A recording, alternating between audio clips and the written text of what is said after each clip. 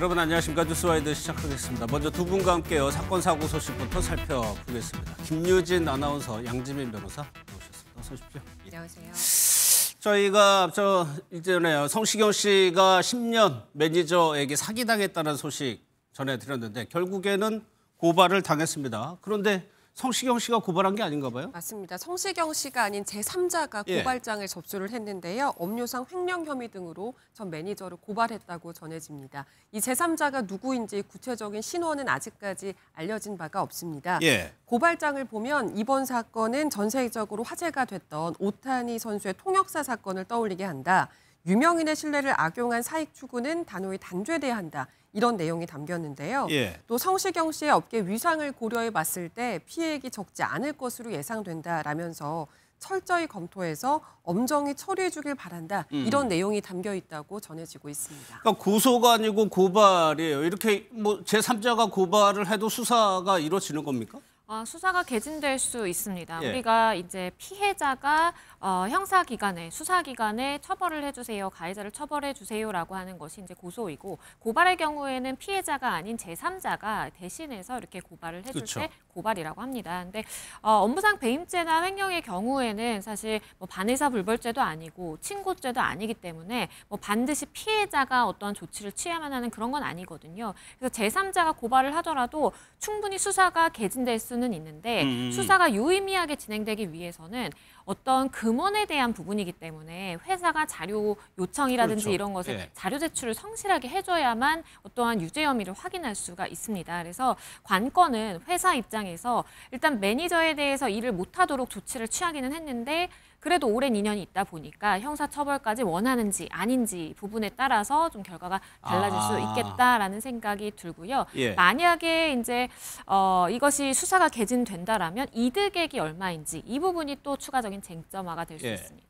주된 당사자가 아무래도 뭐 가장 많이 큰 피해를 본 게 성시경 씨니까 만약 성시경 씨가 어떤 입장을 낸다면 뭐 가령 강력하게 처벌해달라, 수사해달라. 라고 하면 그것도 영향을 미칩니다. 그렇죠. 왜냐하면 우리가 제3범죄의 경우에는 피해자와 합의가 됐는지 여부가 굉장히 중요한 양형의 요소로 작용을 합니다. 그렇기 때문에 성시경 씨라든지 아니면 소속사 입장에서 우리가 합의됐습니다. 다 피해를 본 금원을 받았기 때문에 선처해 주세요라는 것도 당연히 양형에 반영이 되고요. 그 반대, 하나도 합의가 되지 않았고 나는 피해액을 손실보전을 하나도 받지 못했다. 그러니까 엄벌에 처해달라라고 탄원을 하는 것 역시도 양형에 작용을 할 수밖에 없게 되겠고요. 만약에 이득액이 5억 원 이상이다라고 한다면 일반 배임이라든지 횡령이 아니라 특가법상의 배임 횡령이 적용이 되기 때문에 3년 이상의 유기징역에 처한다라고 되어 있거든요. 그래서 이득액이 얼마인지 확정을 하고 그 다음에 적용 법조가 적용될 예정이고 추가적으로 마지막 단계에서 이렇게 성시경 씨나 소속자의 의견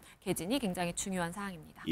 일단은 횡령 혐의로 고발이 된 거예요. 그런데 이 전 매니저에 대해서 또 다른 의혹이 좀 제기됐나요? 맞습니다. 성시경 씨의 공연 스태프로 추정되는 인물이 자신의 SNS에 이 매니저와 관련한 폭로글을 또 올렸는데요. 전 매니저가 안표를 단속한다면서 스태프들에게 지급되던 초대권을 절반으로 줄였고 VIP 티켓을 판매한다면서 빼돌려서 그 수익을 아내 통장으로 입금받는 형식으로 수억 원을 가로챘다 이런 주장을 했습니다. 그러면서 이거는 새발의 피고 밝혀지지 않은 횡령 규모는 더 크다. 이런 내용을 시사한 듯한 내용을 남기기도 했는데요. 그러면서 이번 일에 대해서 온라인에서 연예인은 돈을 잘 벌지만 매니저들은 돈을 잘 못 벌지 않느냐. 이런 식으로 매니저를 두둔하는 듯한 댓글이 올라왔던 것에 대해서 화가 난다라면서 이해할 수 없다. 이런 반응을 남기기도 했습니다. 성시경 씨 공연이 인기가 많으니까 저런 식으로 수익을 챙겼다는 얘기인데 티켓 구하기가 힘들었던 팬들 입장에서는 이게 더 분노할 수가 있는 대목이죠. 그렇죠. 성시경 씨의 입장에서도 팬들이 늘 이제 전석 매진이 되다 보니까 티켓을 못 구하는 부분에 대해서 본인이 좀 안타깝다 아니면 미안하다라는 그러한 심경을 SNS를 통해서 밝힐 만큼 성시경 씨의 콘서트 티켓이 정말 짧은 시간 안에 전석 매진되는 것은 한두 차례의 일이 아니거든요. 그렇기 때문에 더 안타까움을 사고 있는 부분이고 팬들 입장에서도 더 분노해 하는 부분이라고 보입니다. 무엇보다 이러한 티켓의 예매가 공정한 공정하게 이루어질 수 있도록 그리고 만약에 이러한 뭐 불법적인 일이 있다면 이것을 오히려 문제 제기하고 막아야 되는 어떻게 보면 의무가 있다라고 볼 수 있는 매니저의 입장에서 그것을 예. 앞장서서 본인이 배우자의 계좌로 뭐 이렇게 한다라든지 아니면 본인이 오히려 티켓 스태프들에게 제공돼야 되는 티켓을 줄이고 개인적인 이득을 위해서 판매했다라든지 이런 행위를 했다라는 것에 팬들이 더 분통을 터뜨리고 있는 예. 상황입니다. 사실 이 폭로가 맞다면은 성시경 씨가 더 배신감이 들 수밖에 없는 것이 이 사례를 성시경 씨가 안표상 잡았다고 하면서 칭찬한 적이 있다면서요. 맞습니다. 이런 걸 보면 정말 믿는 도끼에 발등 찍힌다는 말이 괜히 나오는 게 아닌 것 같은데요. 몇 년 전에 성시경 씨가 자신의 SNS를 통해서 매니저가 안표상을 잡았다 이렇게 직접 공개했던 일이 있었습니다. 당시 온라인 커뮤니티를 통해서 원래 15만 원 정도인 티켓을 50만 원 가까이에 팔던 안표상을 전 매니저가 안표 거래를 원하는 손님인 것처럼 위장해서 적발을 해낸 일이 있었거든요. 예. 성시경 씨가 당시에 이런 일화를 공개하면서 안표 단속이 우리 매니저의 취미다 이렇게 치켜세우기도 했었습니다. 그런데 바로 이 매니저가 이번에 횡령 혐의로 퇴사한 이 매니저라는 거죠. 예. 우리도 굉장히 충격적인 사실인데 당사자인 성시경 씨는 얼마나 더 큰 배신감을 느꼈을지 생각하면 예. 안타까운 일이라고밖에 할 수 없을 것 같습니다. 수사가 뭐 진행이 되면 저 부분까지 되는지 뭐 모르겠습니다만 일단은 저런 의혹들이 제기되고 있어요. 성시경 씨가 뭐 이런 일들이 벌어지다 보면 개인적으로는 굉장히 좀 충격을 받을 수도 있어요. 그렇죠. 그러다 보니까 팬들 입장에서 혹시나 연말 콘서트 취소되는 것 아니냐. 성시경 씨가 조금 본인의 개인적인 시간을 가질까 봐 좀 걱정하는 부분도 있었거든요. 그런데 지난 9일에 인천에서 있었던 한 페스티벌 무대에 성시경 씨가 올라서 예. 본인의 심경을 담담하게 밝혔습니다. 다들 기사를 보셔서 아시겠지만 나는 괜찮다라면서 팬들을 오히려 좀 위로하는 모습을 보이기도 했고요. 그러면서 목소리도 내가 확인할 겸 오늘 최선을 다해서 부르겠다라는 이야기도 해서 굉장히 관객들이 환호하고 또 열광을 하면서 오히려 성시경 씨를 좀 위로하는 듯한 그런 무대가 펼쳐지기도 했습니다. 예. 조금 전에 양지민 변호사께서 얘기한 그 부분을 실제 콘서트에서 어떻게 얘기를 했는지 영상을 한번 보도록 하겠습니다. 나 힘들다고요. 그냥 캔슬하고요. 알아서 하세요. 이런 적은 한 번도 없고요. 역시 그거는 빈말이 아니고 에너지는 주고받는 거예요. 제가 여러분께 뭘 드리려고 온 게 아니고 저도 받으러 제가 뭐 대단한 사람이라고. 근데 위로해 주시고 잘 그만 받아서 가겠습니다. 저도 뭐 아직 얘기를 들어보니까 실제 좀 힘든 게 느껴지네요. 그러니까 오히려 콘서트를 통해서 팬들의 그런 응원을 받아서 좀 기운을 얻겠다는 얘기인 것 같아요. 그래서 하는 것 같아요. 콘서트. 맞습니다. 사실 처음에 이번 일이 세간에 알려졌을 때 SNS에 직접 심경을 밝혔었거든요. 성시경 씨가 솔직히 이 상황에서 무대에 설 수 있을지 잘 모르겠다. 연말 콘서트를 진행할지 여부는 조금 더 생각을 해서 결정을 한 뒤에 말씀드리겠다. 이렇게 말을 아꼈습니다. 그런데 고민 끝에 성시경 씨가 팬들과의 약속을 지키기 위해서 올해도 연말 콘서트를 예정대로 진행하겠다고 결정을 했다고 하더라고요. 콘서트는 크리스마스 당일인 12월 25일부터 28일까지 3일간 열릴 예정이라고 하는데 팬들은 벌써부터 티켓을 구하기 위해서 예매 전쟁에 뛰어들 만반의 준비를 하고 그래요? 있다고 전해지고 있습니다. 사실 이번 콘서트는 물론 팬들에게도 좋은 시간이 되겠죠. 근데 그것보다도 성시경 씨가 자신을 향한 팬들의 사랑을 좀 느끼면서 성시경 씨도 위로받는 그런 좀 시간이 됐으면 좋겠다. 개인적으로 그런 바람을 가져봅니다. 김유진 아나운서 얘기 들어보면 성시경 씨 콘서트가 굉장히 인기가 좋은가 봐요. 그렇습니다. 그러니까 매년 연말에 성시경 씨가 그래도 콘서트를 주기적으로 갔는데 예매가 시작하자마자 전석 매진이 됐던 것이 뭐 셀 수도 없을 정도고요. 그만큼 많은 팬들을 보유하고 있고 팬들 입장에서 성시경 씨를 콘서트에 가서 한 번이라도 이렇게 직접 노래 부르는 모습을 보고 싶은 게 이제 당연한 마음이라고 좀 보입니다. 매년 연말 콘서트는요. 성시경 씨가 지금까지 히트곡으로 보유하고 있는 여러 가지 명곡의 이제 퍼레이드가 이어질 뿐만 아니라 이렇게 360도로 무대를 구성하는 그러한 무대를 설치를 하는 바람에 많은 팬들의 호응을 얻기도 하고 많은 팬들이 더 가고 싶은 연말 콘서트로 꼽기도 하고요. 그만큼 정말 예매 전쟁이라고 할 만큼 예매가 치열합니다.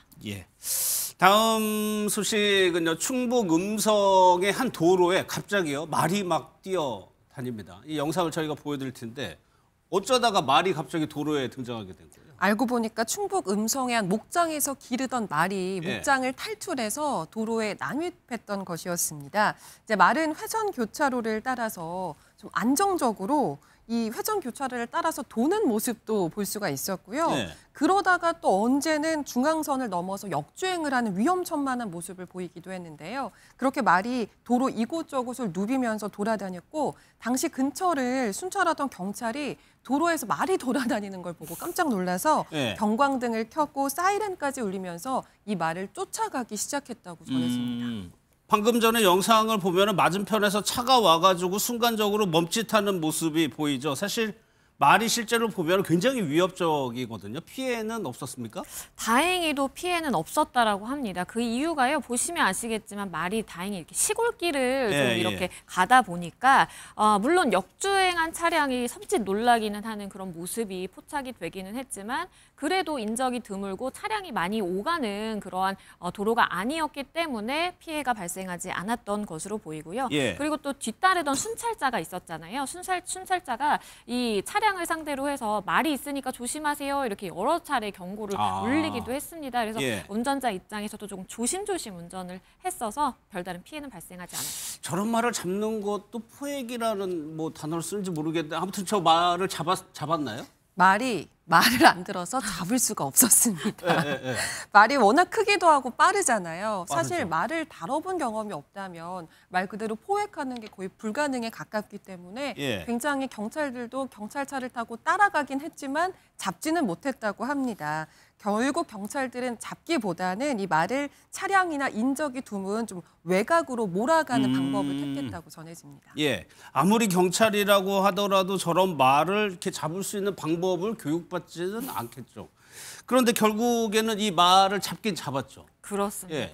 경찰도 못 잡은 말을 말 주인이 잡았습니다. 결국에는 주인이 이렇게 뭔가 다독이듯이 이렇게 안내하듯이 데려갈 수밖에 없었다라고 하는데요. 그런데 많은 사람들의 또 시선을 사로잡았던 것은 이 말을 잡으러 온 주인도 저렇게 말을 타고 등장을 한 겁니다. 그러다 보니까 뭔가 말 전문가의 느낌이 굉장히 나잖아요. 그래서 저렇게 말을 이끌고 저렇게 가니까 또 말은 이렇게 말을 잘 듣고 또 따라가는 모습이 이렇게 포착이 된 것이죠. 이 주인도요 목장에서 말이 탈출한 사실을 알고 경찰에 신고를 하고 바로 저렇게 말을 타고 길거리로 나와서 말을 찾아 헤맸다라고 합니다. 예. 그리고는 저렇게 발견을 해서 안전하게 목장으로 다시 데리고 갔습니다. 예. 목장 주인이 다른 말을 타고 와가지고 이 달아난 말을 데리고 이제 목장으로 다시 돌아갔겠죠. 예. 다음 사건은 저희가 전해드린 적이 있는데 유승민 전 의원의 딸 유담 씨의 임용과 관련해서 의혹이 있었다고 전해드렸죠. 결국에는 경찰이 수사에 나섰습니다. 맞습니다. 지난 4일에 관련한 이 고발장이 연수경찰서에 접수가 됐는데요. 오늘 경찰이 본격적인 수사에 착수했다고 밝혔습니다. 그런데 처음 고발장이 접수됐던 연수경찰서가 아니라요. 인천경찰청 반부패 경제 범죄수사대에서 수사를 담당하게 되는 것으로 알려지고 있는데요. 예. 경찰은 사안의 중대성을 고려해서 사건을 이첩하게 됐다면서 원칙대로 공정하고 신속하게 수사를 하겠다 이런 뜻을 밝혔습니다. 그러니까 이 사건이 지역경찰서에 접수가 됐는데 인천경찰청 단위로 올라간 겁니다. 사건이. 그렇다면 경찰이 유심히 들여다보는 대목이 있을 것 같아요. 그렇죠. 혹시나 임용 논란, 그러니까 임용 과정에서 혹시나 문제가 될 법한 일들이 있는지, 그러니까 허위로 경력을 부풀렸다라든지 아니면 모종의 대학과의 거래라든지 이런 사전에 이야기가 오간 점이 있느냐, 뭐 이런 것들을 사실 이제 살펴보게 될 예정이고요. 지금 의혹 제기의 이제 단계이기는 한데 의혹 중에 하나가 이 유담 씨의 그 학사라든지 박사 학위를 보면 다 경영학 전공으로 되어 있거든요. 예. 그런데 애초에 인천대 무역학부의 교수를 임용하는 채용 공고를 보면 국제경영 전공자를 대상으로 하고 있습니다. 그리고 실제로 유담 씨의 경우에는 이 학력 항목에서 만점을 받았는데 예. 경영학을 전공을 하고 이렇게 지원한 지원자 중에 유일하게 만점을 받은 만점자라는 것이에요. 그래서 일단은 국제경영 전공이 아님에도 불구하고 왜 경영학 석사라든지 박사를 한 유담 씨에게 만점을 줬느냐, 이 부분도 하나의 쟁점이 될 수 있다라고 보이고요. 예. 또한 고려대 연구원으로 한 75일 정도 근무를 했다라고 해요. 그런데 강사나 연구원 경력의 경우에는 최대 40%만 인정이 되고 4년제 대학의 교수급으로 재직을 하다 온 것이 아니면 이러한 만점 항목을 좀 찾기가 어려운데, 다른 지원자들과 비교했을 때 75일이라는 본인의 경력을 가지고 이렇게 만점을 받는 것이 과연 가능했던 것이냐, 예. 공평하게 똑같이 기준이 적용된 것이냐를 판단하게 될 것으로 보입니다. 그러니까 대학마다 경영학과 밑에 세부 전공으로 국제 경영이 있기도 하거든요. 사실 이거는 대학 인천대가 가장 정확하게 아는 대목이에요, 이거는. 맞습니다. 유담 씨가 임용된 게 올해 5원인데요. 예. 근데 이런 의혹과 관련해서 인천대가 앞서서 이전 채용 관련 자료는 소실됐다. 그랬죠. 이런 입장을 예. 밝힌 바 있습니다. 그래서 고발인이 이 부분을 지금 또 지적을 하고 있는데요. 공공기관인 인천대가 전임교원 신규 임용 지침에 따라서 영구적으로 보존해야 하는 이런 채용 관련 문서를 보관하고 있지 않다. 이 부분은 문제가 있다라면서 실제로 인천대 말대로 자료가 소실됐는지 철저한 조사가 필요하다는 주장입니다. 또 고발장에는 이런 공공기록물 관리에 관한 법률을 위반한 혐의로 인천대 이인재 통장, 또 교무처 인사팀, 채용심사위원과 채용기록 관리 담당자 등을 수사해달라, 이런 내용이 담겨 있는 것으로 알려지고 있습니다. 예. 그런데 유담 씨 관련해서 경찰이 수사에 나서는 동시에 교육부도 뭐 감사인가요? 조사를 한다고 하는데, 그럼 교육부는 뭘 조사하는 겁니까? 왜냐면 신고가 접수됐기 때문에 이제 조사가 이루어지게 될 예정인데, 쟁점은 크게 두 가지로 볼 수가 예. 있습니다. 첫 번째는요, 분절 게재 의혹이고, 두 번째는 부당한 중복 게재 의혹입니다. 분절 게재 의혹을 좀 보면요, 박사 논문을 준비하는 그 시기에 논문이 7편이 발표가 됐습니다. 그러니까 굉장히 짧은 시간 안에 논문이 7편이 발표가 됐다라는 것은 예, 혹시나 하나의 연구 데이터, 그러니까 연구 조사 결과를 가지고 이거를 7개로 쪼개서 여러 논문을 발표한 것 아니냐라는 이제 의혹 제기가 가능한 부분이고요. 만약에 이러한 부분이 확인된다라고 한다면 교수 임용 절차에 있어서도 하나의 결격 사유가 될 수 있기 때문에 일단은 이 논문, 그러니까 본인이 채용이라든지 이런 부분에 있어서 지원을 하면서 하나의 경력으로 주장을 하고 있는 그러한 논문에 게재하는 절차에 위법이 없었는지를 좀 살펴보는 게 우선이다라는 생각이 듭니다. 예. 7편의 논문을 발표했는데 이제 이런 7편의 논문이 다 개별 주제, 각각의 주제로 논문이 발표된 것인지 아니면 하나의 주제를 여러 개로 쪼개가지고 게재가 된 것인지를 보겠다는 얘기인 것 같아요. 7개, 그러니까 논문 하나 쓰는 게 굉장히 좀 어려운 일인데 그 부분 한번 보겠다는 것 같습니다. 맞습니다. 이 논문과 관련해서 또 다른 의혹이 제기된 것이 자기 표절 의혹입니다. 신고인은 논문의 유사성을 검증하는 프로그램을 돌려봤더니 2019년에 유 씨가 발표한 논문이 2020년에 KCI에 게재한 논문과 29% 일치한다. 예. 이런 결과가 나왔다는 보도가 있다고 하면서 만약 학술지 논문에 각주 단서를 달거나 혹은 참고 문헌에 석사 논문 출처를 밝혔다면 이게 문제가 안 되지만 지금 봐서는 그렇게 하지 않은 것으로 파악됐다는 점이 문제다. 그렇게 주장하고 있는 상황입니다. 예, 사실 유담 씨가 일반인인데 그 유명 정치인의 딸이어서 좀 유명세를 탔었죠. 그렇죠. 일단은 뭐 연예인이 아니기는 하지만 그럼에도 불구하고 대중에게 굉장히 많이 알려진 인물로 판단이 되고요. 2017년 대선 때 이 부친인 유승민 당시 대선 후보 선거 운동에 직접 얼굴을 저렇게 내보이고 나서서 많은 대중들이 관심을 가진 바 있습니다. 그렇기 때문에 뭐 뛰어난 외모로도 집중을 받기는 했지만 이번에는 과연 경력 부풀리기가 있는지, 논문을 게재하는 과정에 있어서 좀 적법한 부분인지 아니면 위법적인 부분이 있었는지 이 부분에 조금 더 초점이 맞춰지면서 아마도 당분간 논란은 지속되지 않을까 싶습니다. 뭐 대학생, 대학원생 요즘 젊은이들이 공정이라는 화두 굉장히 민감해서 그런지 대학생들이 워낙 좀 비판적인 것 같아요, 이 부분에 대해서. 맞습니다. 대학생들이 많이 이용하는 온라인 커뮤니티가 있습니다. 그곳에 이와 관련한 대자보가 올라왔다고 하는데요. 인천대학교 글로벌 전경대학 2호 학번 새내기라고 밝힌 글쓴이가 이런 내용의 글을 올린 겁니다.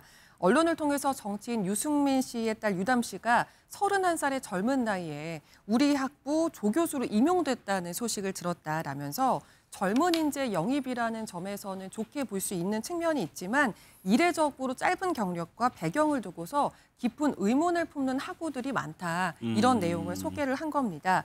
뿐만이 아니라 지난달에는 인천대 학생들로 구성된 인천대 공정 임용을 위한 학생들이라는 단체에서 예. 대학본부 앞에서 기자회견을 했더라고요. 유담 교수 임용 과정을 투명하게 공개해달라. 이런 내용의 촉구였습니다. 그러면 조사 결과에 따라서 임용이나 논문들이 영향을 받을 수밖에 없겠네요. 그렇습니다. 만약에 이제 본인이 저렇게 논문을 쪼개기 의혹이라든지 여러 가지 부정 연구의 의혹이 사실이다라고 드러나게 된다면 그러한 논문 게재가 아예 취소가 되면서 학위도 위태로워질 수가 있겠고 그렇다라면 그 학위를 전제로 본인이 어쨌든 임용 절차에 임한 것이기 때문에 지금 임용이 됐지만 그 절차 자체가 이제 취소가 될 수 있는 것입니다. 그리고 더불어서 이러한 것이 만약에 과실을 넘어서서 고의로 이러한 경력 부풀리기라든지 허위로 뭔가 본인의 경력을 기재했다라는 부분까지 확인된다면 형사처벌까지도 이어질 수 있는 부분이기 때문에 관건은 과연 논문의 게재가 적절했는지 그리고 임용의 절차상의 문제는 없었는지 이것이 이제 두 가지 쟁점화가 될 것으로 보입니다. 알겠습니다. 두 분과는 여기서 마무리하고요. 오늘 관심은 법무부와 검찰에 쏠렸습니다. 법무부 장관 출국길에서 도어 스태핑을 했고요. 검찰총장 대행에 대해서도 인터뷰를 시도했는데 별말 없이 지나갔거든요. 일단 핵심적인 내용을 먼저 들어보도록 하겠습니다. 법무부 장관으로 공소 포기하는 지시 받았습니까? 다음에 말씀드리겠습니다. 대행 판단으로 어제 입장. 국민 여러분께 또 심려를 끼쳐드린 것 같아 장관으로서 매우 송구한 마음입니다. 이 사건 관련해서는 원론적인 말씀을 드린다고 하면은 저는 성공한 수사, 또 성공한 재판이었다고 생각합니다. 전체적으로는 수사 결과에 대해서 법원에서는 제대로 판단했다고 좀 보고 있습니다. 그런데 항소 여부는 신중하게 알아서 판단해라. 맨 처음에 그렇게 얘기한 것 같습니다. 극소수의 정치 검사들이 정치적인 눈치를 보면서 수사를 해왔기 때문에 국민적 불신이 나온 겁니다. 검찰권을 너무 오용하고 남용했기 때문에 검찰 개혁하자고 하는 거 아니겠습니까? 제가 법무부 장관 취임한 이래 사건과 관련해서 노만석 검찰총장 대행과 통화한 적은 단 한 번도 없습니다. 네 분과 이 문제부터 짚어보도록 하겠습니다. 김종욱 전 민주연구원 부원장, 이승훈 민주당 전 전략기획 부위원장, 최경철 매일신문 편집위원, 정광재 전 국민의힘 대변인 나오셨습니다. 어서 오십시오. 안녕하세요. 먼저 지금 검찰의 상황부터 좀 살펴볼 텐데 검사장들이 집단 성명을 발표한 데 이어서요. 대검찰청의 연구관들, 검사들입니다. 검사들은 아예 노만석 지금 검찰총장 대행의 사퇴, 거취를 정리하라고 요구하고 있고 또 전국에 8개 대형 지청장이 있습니다. 지청이 있는데 지청장들 역시 집단 성명을 내면서 노만석 대행에게 대장동 항소포기 경위를 자세하게 설명해달라고 지금 요구하고 있는 상황입니다. 평검사부터 지금 지검장 수준까지 모두 다가 지금 무언가를 요구하고 있는 상황인데 먼저 지금 김종욱 부위원님, 지금 검찰의 행동을 사실상 검난이라고 봐야 돼요? 저는 검난이라고 하는 것 자체가 검난의 근거와 명분이 있어야 되는 거잖아요. 그러니까 지금 저는 근거와 명분이 뭔지 정확히 모르겠다. 오히려 지금 검난을 벌이고 있는 것은 이번 대장동 재판에 대한 판결 내용, 그다음에 거기에 따른 항소 문제라기보다는 검찰에 대한 수사 기소권 분리라고 하는 오래된 불만 자체가 검찰 개혁에 대한 반발. 이번 어떤 항소 문제를 통해서 제기된 내용이다. 말씀하셨던 것처럼 이 사실이 맞으려면 보면 항소 사유라는 게 있습니다. 형사소송법에 의하면 11가지 조건이 있는데요. 그중에 그걸 추려보면 사실을 오인했거나 법령을 위반했거나 양형이 부당해야 된다는 거거든요. 지금 얘기 들어보면 양형이 부당하다는 거 아니겠어요? 양형이 부당하다고 하더라도 소위 구형량의 2분의 1 이상이 나오거나 중요 사건은 아니 일반 사건은 3분의 1 이상이 나오면 항소를 하지 않아도 된다고 얘기하는 건데 대부분 2분의 1 이상이 나왔거나 아니면 유동규나 정윤영 씨 같은 경우는 오히려 검찰 구형한 것보다 1년 더 나온 상황이에요. 그렇다면 항소를 하지 않아도 되는 상황입니다. 그럼 남아있는 게 뭐냐? 추징금 문제일 거예요. 구형이 한 검찰에서 7천억 정도 구형을 했는데 이 부분 같은 경우 항소를 하지 않으면 못 받는 거 아니냐 이렇게 얘기를 하는데 만약에 이게 문제라면 법원한테 문제 제기를 해야 되는 거죠. 왜? 법원은 1,120억 원만 문제가 된다고 봤어요. 그럼 제가 볼 때 이 문제는 소위 검찰총장 권한 대행 또는 법무부 장관 또는 이재명 대통령에 대해서 문제 제기할 게 아니라 왜 추징금을 1,120억밖에 안 했어? 예. 이렇게 결정을 내린 법원한테 해야 되는데 그렇게 하지 않고 법무부 장관 또는 검찰총장 권한대행, 그다음에 예. 이재명 대통령의 포커싱을 맞추는 건 검찰에 대한 기소 분리라고 하는 부분에 대한 예. 집단적인 그간에 쌓인 분노를 이 사건을 통해서 표출하는 거로 보인다라고 저는 해석할 수밖에 없다. 그래서 헛웃음밖에 안 나옵니다. 지금 김종국 부회장님 전체 다 이제 포괄해서 설명을 해서 하나하나씩 한번 지켜볼게요. 지금의 검찰이 반발하는 거는 검찰 개혁의 반발이 그 밑에 근본적인 원인이 있다는 말씀이시죠. 최 의원께서는 어떻게 보세요? 지금 검찰의 반발, 집단 선명 내고 지검장들이 14명 정도 집단 선명, 지청장들도 8개 지청장들. 이 정도는 상황을 어떻게 보고 계세요? 저도 이 사안에 대해서 검찰이 항소를 포기했을 때 저도 깜짝 놀랐습니다. 이게 뭐 사건을 조금 많이 본 저 같은 사건 기자 했는 사람이나 예. 그다음에 검찰이나 경찰의 수사를 좀 들여다본 사람이라면 이거 항소 포기하면 안 된다는 건 법상식에 부합하는 것이죠. 이게 왜냐하면 구형이 나왔고 그리고 1심 재판에서 관련자들에게 4년에서 8년 정도의 중형이 선고됐습니다. 예. 그래서 언뜻 보기에는 중형 선고됐으니까 그냥 1심에서 그냥 이 수사기관이 의도했던 대로 관련자들이 중형을 받았네. 그럼 이대로 끝나도 되는 것 아니냐 이렇게 하기 쉽지만 그러나 실제적으로 재판 결과를 1심 재판을 들여다보면 무죄가 여러 건이 나왔습니다. 네.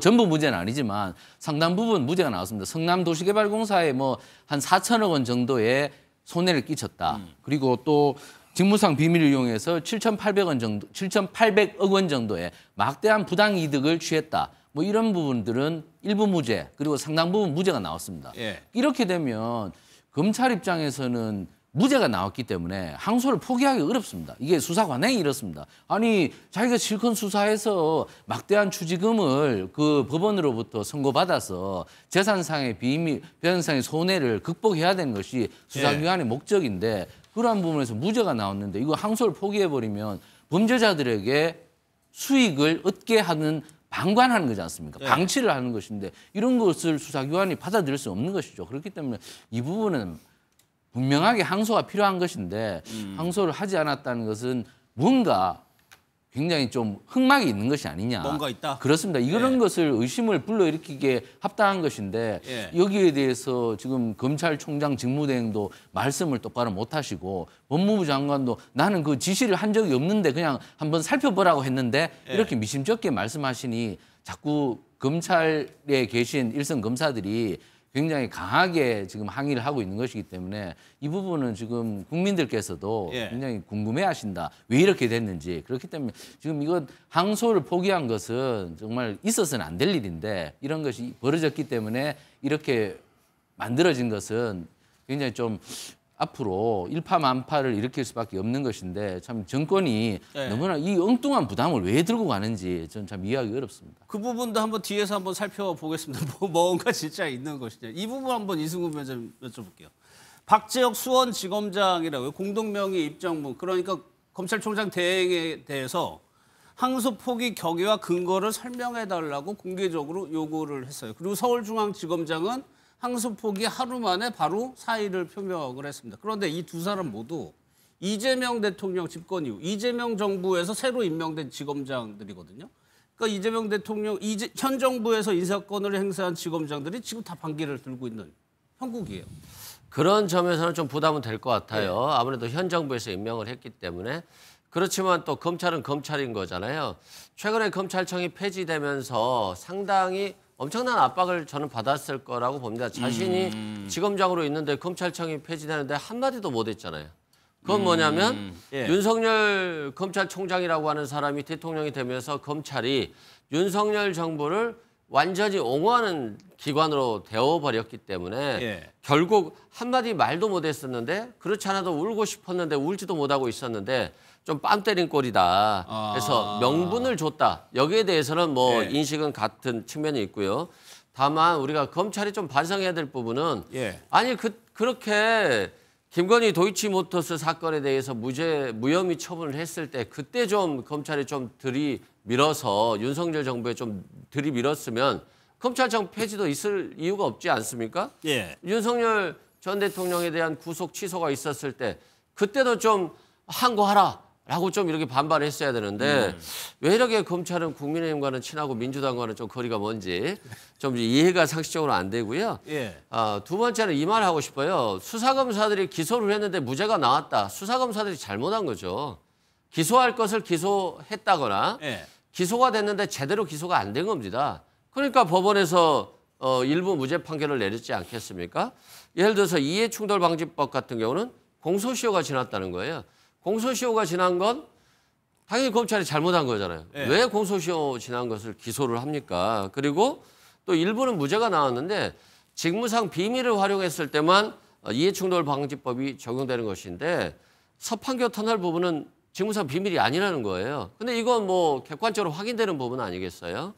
또 특정경제범죄 가중처벌법상으로는 5억 그 배임액이 5억 이상 50억 이상이어야 되는 것인데 손해액이 특정이 안 됐다는 거예요. 예. 계약을 체결할 때는 손해액이 5억인지 50억이 넘었는지를 확인을 해야 되는데 계약 체결 당시에는 대장동 일당이 가져갈 액수 자체가 특정이 안 됐기 때문에 이건 형법상 업무상 배임에 해당할 뿐이라는 것인데 이건 대법원의 확고한 판례입니다. 예. 그러면 항소하더라도 변경 가능성이 없는데 항소했을 때 변경 가능성이 있음에도 불구하고 항소를 하지 않으면 비난할 수 있죠. 예. 근데 대법원 판결에 의해서 변경 가능성이 별로 없는데 예. 마치 항소를 하지 않아서 뭐 7천억을 포기한 것처럼 예.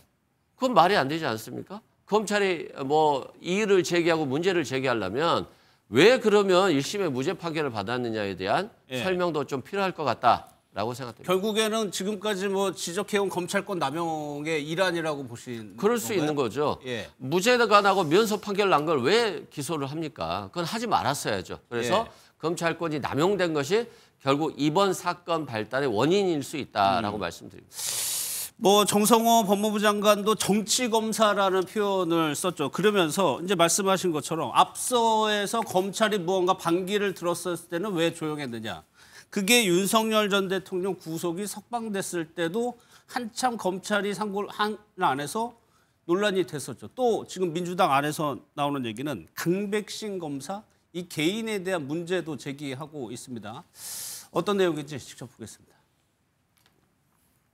내란 수괴인 윤석열 대통령이 형사소송법이 만들어진 이래 일자로 계산하던 기간을 갖다가 시간으로 계산해갖고 구속 취소 석방하는데 검찰이 어떻게 했습니까? 일선 검사들이 과연 여기에 대해서 제대로 반박했습니까? 그러지 않았습니다.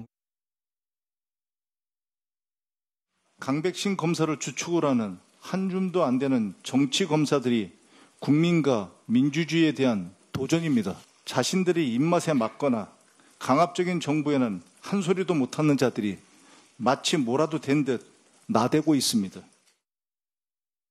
정성호 장관이랑 지금 김병기 원내대표가 하는 주장을 먼저 좀 들어보고 정광재 대변인께 갈게요. 지금 정치검사라는 표현을 썼어요. 그러니까 지금 전에도 보면은 검사들이 반발할 수 있는 사례들이 몇 차례 있었는데 그때는 가만히 있다가 지금에 나서 반발하는 게 무언가 정치적 의도가 있다고 보는 겁니까? 그러니까 제가 이제 말씀드렸던 게 만약에 지금 계속 국민의힘 논리라면 왜 추징금을 못 받았냐 이런 거 아니겠어요? 결론적으로. 근데 그전은 어떤 거였습니까? 내란 우두머리 혐의로 법원에서 구속영장을 발부받아서 체포가 돼 있는 내란 우두머리가 밖으로 나오게 되는 사태가 벌어졌습니다. 예. 검찰이 기소한 거 아니겠어요? 검찰이 기소했는데 법원에 의해서 밖으로 나오게 된 상황이에요. 직시항고할 줄 알았습니다. 직시항고를 하지 않았습니다. 그때 검사들 한 명이라도 뭐라고 제기했었습니까? 적어도 내란 범죄에 대한 검찰의 구속에 대해서 아무런 말도 하지 않았던 사람들이 갑자기 이 시점에서 추징금 7,815억도 거짓말이에요. 이건 전체 이익입니다. 대장동 사건을 통해서 얻은 전체 이익이에요. 아니 민간과 그다음에 성남시가 공동으로 개발을 해서 이익이 난 모든 금액을 다 추징을 하면 누가 이런 사업 하려고 하겠습니까? 또 그리고 그 와중에도 그 액수도 마찬가지인데 1,800억을 성남시가 확정적으로 이익을 가져가고 그 외의 이익에 대해서 민간업자가 가져가게 돼 있는 거예요. 그래서 이게 갑자기 부동산 가격이 올라가게 되면서부터 이익이 엄청나게 많았던 건데 여기에서 2,000억은 이미 추징으로 보존돼 있어요. 그러니까 만약에 성남시가 재판을 걸어서 민사소송을 하게 되면 그 부분과 관련해서 2,000억 정도는 추징으로 보존할 수 있고 1,115억이라고 하는 것도 마찬가지입니다만 그중에 400억 정도의 뇌물성으로 제기되는 것 말고 나머지는 예. 또 민사소송을 걸면 예. 돌려받을 수 있는 금액입니다. 예. 실제로 만약에 문제가 된다면 480억 정도의 뇌물성 문제만 논란이 되는 거예요. 그러면 지금 이 수많은 검사들이 400억 추징금 못 받았다고 이 난리를 치겠습니까? 상식적으로? 그러니까 다른 의도가 있다. 예. 그것이 정치적 의도라고 보는 거다. 정치적 의도가 뭐냐? 이재명 정부에 대한 공격을 강화하려고 하는 것. 그걸 통해서 검찰의 수사 기소에 대한 자체 내 분노뿐만 아니라 보안 수사권을 확보하려고 하는 것. 이게 예. 한 축일 거고 또 한 축은 이 재판이 두 가지가 벌어지고 있습니다. 지금 배임 재판이 하나가 있고 강백신 검사라고 얘기되고 있는 직권남용 재판이 벌어지고 있는 게 있거든요. 이 두 번째 재판은 어떤 일이 벌어졌냐? 배를 갈라서라고 얘기하는. 저희 검사들이 남욱 씨가 얘기했나요, 그게? 예, 남욱 예. 변호사가 얘기했다라고 하는 그 재판이 벌어진 게 이 강백신 검사가 수사한 두 번째 지금 재판이 벌어지고 있는 거예요. 예. 그러니까 1차 부분을 통해서 2차 부분 수사에 대한 검찰의 어떤 축소, 강압, 왜곡 수사를 갖다가 막으려고 하는 이 두 가지가 결합되면서 엄청난 파장을 가져온 거기 때문에 저는 예. 대장동 문제의 본체와는 아무런 상관이 없는 예. 검찰 내부의 정치적인 의도를 위해서 이걸 활용한 거라고 볼 수밖에 없는 상황이다라고 예. 저희들은 판단하는 거죠. 또 여당에서는 김건희 여사 같은 경우 왜 그때는 기소 안 할 때 가만히 있었냐 이런 주장해요. 송광진 대표. 일단 그 시청자 여러분께 제가 한번 묻겠습니다. 예. 모든 국민은 법 앞에 평등해야 한다고 얘기합니다. 그 일화를 얘기하면서 가장 대표적으로 얘기되는 게 피의자의 이름을 가렸을 때도 그 사람의 공소장에 밝혀진 내용을 바탕으로 그 판결은 같은 결과가 나와야 한다. 이렇게 얘기를 하는 거죠. 근데 지금 이재명 대통령이라는 이 6글자를 빼고 이 재판 결과를 얘기할 때 과연 검찰이나 법무부가 이거 항소 포기할 이슈입니까? 이재명 대통령이 이 사건과 관련이 없다면 검찰에서 항소 포기했겠습니까? 저는 그렇지 않았을 것이라고 120% 확신합니다. 예. 지금 다른 분들도 그렇게 생각할 거예요. 이런 부정부패 사범, 더군다나 사회적인 관심이 지대한 사건에 대해서 검찰이 이렇게 일부 무죄 그리고 본인이 구형했던 것보다 낮은 형량을 받았을 때 항소하지 않았던 경우 있었습니까? 그 전례가 없었다는 거잖아요. 그리고 그 과정에서 노만석 검찰총장 대행이 오늘 뭐라고 얘기했느냐? 용산 법무부와의 관계를 고려해서 예. 결정했다. 아니 그런데 검찰총장 대행이라는 분이 법무부와 용산과의 관계를 왜 고려합니까? 검찰이 갖고 있는 법리에 따라서 행동했었어야 하는 건데 그렇지 못했다는 부분에 대해서 자백하고 있는 것 아니에요? 또 하나, 과거 김건희 여사에 대한 불기소 처분, 또 윤석열 전 대통령에 대한 석방 방침과 관련해서 왜 즉시 항고하지 않았느냐 이렇게 문제 제기합니다. 저도 그 문제 제기 가능하다고 생각합니다. 그럼 그때 문제 제기를 했었던 민주당 이번에 항소하지 않은 것에 대해서 오히려 두둔하고 있는 것 아니에요? 검찰이 이렇게 정치적으로 움직이고 있는 것에 대해서 강하게 비판했던 민주당이 왜 이렇게 정치적인 목적으로 항소하지 않은 것에 대해서는 침묵하죠? 이재명 대통령이 그 중앙에 있기 때문 아닌가요? 예. 이건 이 얘기를 제가 시청자 여러분께 직접 드린 겁니다. 한번 판단해 보시면 됩니다. 왜 항소를 하지 않았는지 한번 생각해 보십시오. 예, 지금 정광재 대변인이 얘기한 그 노만석 대행의 말이라는 게 뭐냐면 일단 단독 보도로 나온 내용이어서 아마 언론사들이 저희도 그렇고요.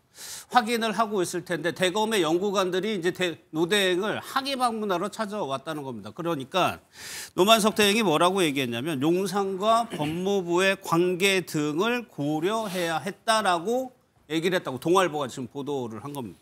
이건 해석의 여지가 좀 있을 수 있을 것 같아요.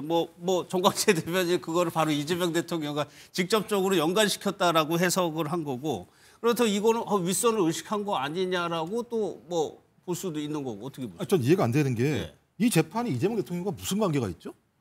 이재명 대통령은 이 재판과 관련해서 아무런 관련이 없는 상황이에요. 예. 이 5일에 대해서 검찰이 구형을 했고 법원이 판단을 내린 겁니다. 양형도 마찬가지입니다. 아까 말씀드렸습니다만 2명 같은 경우는 오히려 검찰이 구형한 것보다 더 높게 나온 상황들이에요. 그러니까 이 사안에 대해서 매우 엄중한 사건으로 보고 거기에 맞게 판결을 내린 겁니다. 근데 이걸 김건희 씨를 불구속하는 것과 그다음에 윤석열 내단 우두머리 범죄자를 갖다가 내보낸 것과 비교하는 것 자체가 이상한 거죠. 아까 제가 말씀드렸잖아요. 그러니까 400억 때문에 그러는 거냐. 그러니까 본질이 뭐냐. 이 상황과 관련해서 이재명 대통령이 이 판결문과 관련해서 어떤 연관성이 있는 거냐. 연관성이 하등이 없어요. 예. 연관성이 있는데 이재명 대통령에 대해서만 이 판결 내에서 만약에 뭐 무죄를 냈다거나 되게 낮은 형량을 냈다면 저는 그러면 그게 뭐 저는 그렇게 문제 제기하는 걸 저는 이해할 수 있어요. 이거랑 아무런 상관이 없다니까. 이건 다른 재판에서 벌어지고 있는 거기 때문에 아무런 상관이 없는 이재명 대통령을 또 끌고 와서 이 재판이 이재명 대통령에게 노골적으로 뭔가 어떤 좋은 것을 주기 위한 판결을 내린 것처럼 이렇게 얘기하는 건 대단히 문제가 있다라고 좀 판단을 하기 때문에 저는 이걸 기존의 김건희, 윤석열과 비교하는 것 자체는 저는 잘못된 기준으로 지금 이걸 비교하는 거다라고 말씀드리는 겁니다. 그러면 오늘 장동혁 대표도 그렇고 국민의힘에서는 이 사안을 지금 이재명 대통령과 직접적으로 연관시키고 있습니다. 어제 나경원 의원도 그렇고요. 그 얘기 들어보고 정광재 대변인 무슨 관계가 직접적으로 있는 건지 한번 들어보겠습니다. 이 사안은 국정조사까지 해야 되는 사안이고 정성호 법무부 장관은 사퇴하는 것은 물론이고 사퇴하지 않는다면 탄핵 대상이 될 수밖에 없다는 점을 분명히 드립니다.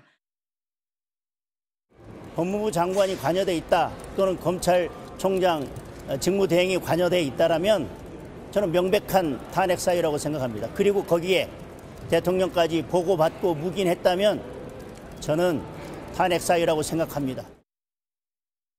뭐 보신 것처럼 국민의힘에서는 일단 가정을 전제로 하고 추정도 많이 들어가 있어요. 그럼 정관장 대표, 지금 우리 김종국 부위원장이 얘기한 것처럼 항소 포기를 하는 것이 이재명 대통령의 재판에 어떤 영향을 미치길래 그런 주장? 두 가지 점에서 말씀드리겠습니다. 이번 1심 판결에서는 특수경제 가중처벌법상의 배임을 인정하지 않았습니다. 업무상 배임만 인정한 거예요. 그런데 지금 국회에서는 뭘 추진하고 있느냐? 업무상 배임에 대해서는 처벌하지 않겠다라는 것을 추진하고 있어요. 이 법안이 통과되면 이제 업무상 배임에 대해서는 처벌할 수 없는 겁니다. 결국 그 윗선으로 올라가는 이재명 대통령도 업무상 배임 조항이 없어지면 이번 판결에 확정된 것처럼 특경법상의 배임은 적용받을 수 없는 거고요. 업무상 배임만 적용받았는데 이 부분에 대해서 면소 판결을 받을 수 있게 되는 겁니다. 두 번째는 여기에 이 대장동 5명의 일당이 구속되기는 했지만 이 사람들이 앞으로 그러면 어떤 대응 전략을 넣을 거냐. 1심 이상의 판결을 법원은 낼 수가 없습니다. 이른바 불이익 변경 금지의 원칙에 따라서 이제 검찰이 항소를 안 했기 때문에 본인들의 형은 2 이상, 1심 이상으로 확정될 수가 없는 거예요. 이러면 본인들이 갖고 있는 전략을 계속 짤 겁니다. 예를 들어서 남욱 변호사가 했었다는 검찰의 회유와 협박 있었다고 얘기하는데 이분이 왜 이 얘기를 하겠습니까? 지금 이재명 대통령이 됐기 때문에 이 얘기를 하고 있는 거지 이재명 대통령이 대통령이 아니었을 때는 본인이 조서에 다 사인했던 거예요. 본인의 그 진술과 관련해서 다 인정을 하다가 지금 이 사안을 이재명 대통령이 됐다는 이유만으로 검찰의 회유 압박으로 몰고 가갖고 정치적 재판으로 처음부터 다시 재판받겠다는 뜻으로 얘기하는 거 아닙니까? 결국에는 이 재판 항소 포기로 인해서 그 법리적 실익을 얻는 사람은 정진상 실장하고 이재명 대통령이 될 수밖에 없는 거예요. 그러니까 이렇게 법무부 또 대통령실의 민정수석실까지 가담해서 항소 포기까지 이끌어낸 것 아니라라는 합리적 의심을 사고 있는 거죠. 그럼 여기 이승훈 부위원장 반론 들어보고 딴 주제 볼게요. 일단 뭐 형법상의 업무상 배임이 폐지되면 면소가 될 수 있다라고 하는데요. 업무상 배임 자체가 없어지기가 어렵다 말씀드리고요. 두 번째는 만약에 업무상 배임이 없어진다라고 한다면 형법뿐만 아니라 특정 경제가중처벌법도 없어지는 거예요. 그러니까 특경이 무죄가 나온 거하고 아무런 상관이 없다 말씀드리고 자꾸 이게 뭐 검찰이 항소 안 하면 대응 전략이 달라진다. 이재명 대통령이 현재 대통령이기 때문에 진술이 달라질 것이다라고 하는데요. 불행하게도 이재명 대통령에 대한 재판은 임기 이후, 즉 대통령이 아닐 때 재판이 시작되는 것이기 때문에 대통령이 아닌 분에 대해서 남욱 변호사가 특별히 이재명 대통령을 위해서 진술할 이유는 없다. 그때 되면은 전직이기 때문에. 그렇죠. 윤석열 정부 때는 윤석열 전 대통령 말 듣고 이재명 정부 때 이재명 정부 말 들었다라고 하는 것들이 의미가 없는 얘기잖아요. 임기 이후이기 때문에. 그리고 1심 때 다 남욱 변호사 등 많은 피고인들이 다 증언을 했습니다. 그런데 이 진술을 쉽사리 바꾸면요. 위증죄에 처벌이 된다는 것이고요. 또 법원에서 이런 증언들은 검찰에서 회유와 압박에 의해서 그런 조서를 작성됐다 할지라도 법원에서 이미 다 증언을 했기 때문에 이 부분은 신빙성이 인정돼서 증언을 바꾼다 할지라도 큰 의미가 없어요. 그런 측면에서 지금 이게 이재명 대통령을 위한 것이다라고 하는 것들은 사실과 전혀 다르다라고 말씀드립니다. 예. 지금 주진우 의원의 주장을 보면은 최 의원님, 주진우 의원이 대통령실에서도 근무했었고 검사 출신이고 교감 없이는 불가능하다고 좀 단정을 하고 있어요. 그런데 구체적으로 뭔가는 아직 없고요. 그러니까 그런 의심을 자꾸만 주진우 의원이 하는 것뿐만 아니라 국민들께서도 하신다는 말씀이죠. 제가 아까 일반적으로 사건을 공소유지를 할 때 무죄가 난 사건에 대해서는 무조건 검사가 항소를 하게 돼 있습니다. 그것이 관행이었고 그럴 수밖에 없는 것이 일반적인 원칙이었는데 이렇게 안 하니까 자꾸 의심을 하는 겁니다. 그런데 대장동 사건의 처음은 무엇이었는가 하면 경기도의 어느 언론에서 화천대유는 누구 겁니까? 라는 기사에서 시작된 겁니다. 근데 그때가 언제였는가 하면 민주당 대선 경선이 시작될 때였습니다. 이낙연 후보와 이재명 후보의. 그러니까 민주당 내부에서 여러 가지 알력이 일어나면서 알력이 아니죠. 경쟁이었죠. 이낙연 후보와 이재명 후보의 경쟁 상황에서 그 언론인 보도가 나오면서 이낙연 후보 측에서 맹렬하게 공격을 했습니다. 이 대장동 사건에 대해서. 그렇게 해서 이 사건에 대한 수사가 시작됐습니다. 그러니까 지금 이 사건은 정치검사하고 전혀 관계가 없는 겁니다. 그렇기 때문에 그렇게 사건이 시작됐다면 이 사안은 민주당 스스로 명명백백하게 밝히는 것이 맞습니다. 그렇기 때문에 이 사안에 대해서 민주당이나 법무부나 의심을 살 만한 행동을 해서는 안 됩니다. 근데 지금 이 사안에 대해서 지금 당장 법무부가 그리고 대통령실이 의심을 살 만한 행동을 하는 것으로 지금 여겨지고 있습니다. 그렇기 때문에 이 사안에 대해서 왜 이렇게 법무부나 법무부나 대통령실이 이렇게 대응하는지 저는 이해가 되지 않고요. 이 사안은 지금 당장 오늘 이낙연 전 국무총리께서도 이 사안에 대해서 다시 한번 상기시키는 발언을 하셨습니다. 그렇기 때문에 이 사안에 대해서는 대통령께서 사실 피하시기가 어렵습니다. 이 사안은. 근데 이 사안은 또 나중에 대통령에 대한 재판이 재개되면 또 명명백백하게 가려지겠죠. 하지만 지금 대장동 일당에 대한 재판이 이루어지고 있는 상황에서 왜 이렇게 분란이 일어날 만큼 개입에 대한 의심을 살 만한 것이 이루어지는지 저는 이해가 되지 않습니다. 그렇기 때문에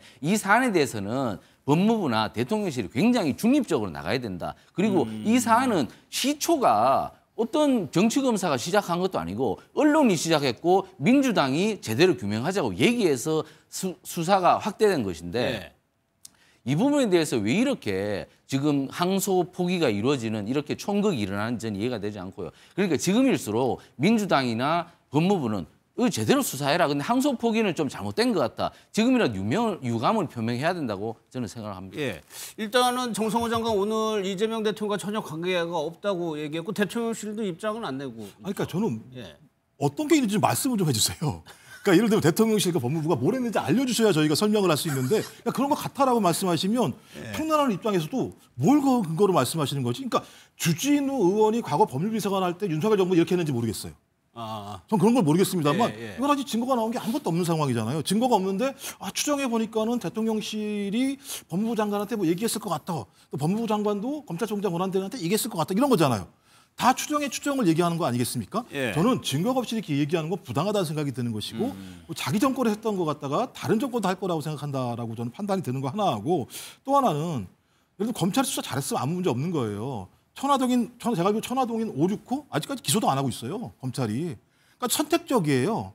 그다음에 또 동일한 사건으로 아까 지금 뭐 판결이 나온 재판 말고도요. 또 동일한 사건으로 이제는 다른 명목을 가지고 정진상, 이재명 두 사람을 갖다 엮어서 또 재판을 또 하고 있는 게 검찰이 했던 행태들이에요. 그리고 무죄가 나오면 무조건 뭐 항소한다? 예를 들면 지금 무죄가 나온 게 아니잖아요. 대체적으로 양형은 더 높게 나온 거잖아요.